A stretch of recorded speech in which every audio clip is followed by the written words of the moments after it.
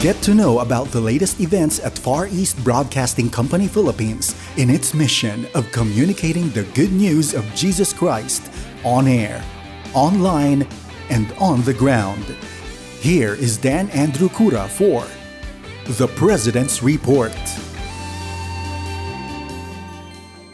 Well, another wonderful day to all of you here in the Philippines and elsewhere that you're able to hear and see this particular report.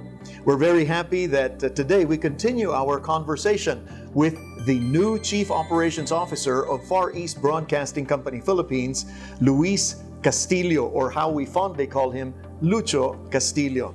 Today we're going to be talking about the other updates in the FEBC ministry. I'm your friend, Dan Andrew. Do join me in this episode of The President's Report. Our special guest today is the new Chief Operations Officer of FEBC Philippines, and we'd like to welcome Kuya Luis Lucho Castillo.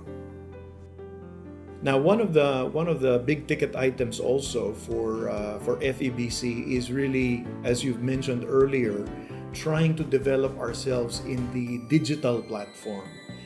We've been so used, we're so experts in terrestrial broadcast, antennas, transmitters, but really when it comes to the digital space, we're still trying to stretch our legs with this. So, what are the inroads in terms of trying to develop FEBC digitally? Okay, I'll talk about digital in a social engagement, interaction context, because that's what it's really all about, engaging with our listeners and viewers. So for FEBC Philippines is to be heard not only in radio, but in relevant media that can reach those who are in need of the gospel. For digital, it's really how to engage via social media, through email or even through chat. So there's a multitude of platforms available in the digital space for us to be heard. And eventually try to gather that in. I think if there's one critical item when it comes to the digital space is actually how to gather the information so that we can even hone and make our message sharper, as it were. Yes, that's true, Kuya Dan, because one of the challenges of radio is to have that analytics, but in the digital space, that's one thing that it affords us. We are able to come up with analytics for us to have a better grasp of the people that we engage with, and therefore we are able to come up with programs that are relevant, that can engage them more and connect with them. Wow. So there's really a whole lot of projects and work way ahead of us in trying to do our work. Well, thank you so much for joining us. But before we end our conversation, maybe you'd like to engage our listeners and those that are listening to us through the digital space, maybe to continue to support the work of FEBC. All right. For all those who are watching, don't forget the power of intercessory prayer. We need your prayer so that the people in FEBC will continue to do the work, in terms of bringing the gospel of Christ in its purest essence. So that's the main thing. And of course, pray that people will come work alongside us as we pursue so many things ahead in our future.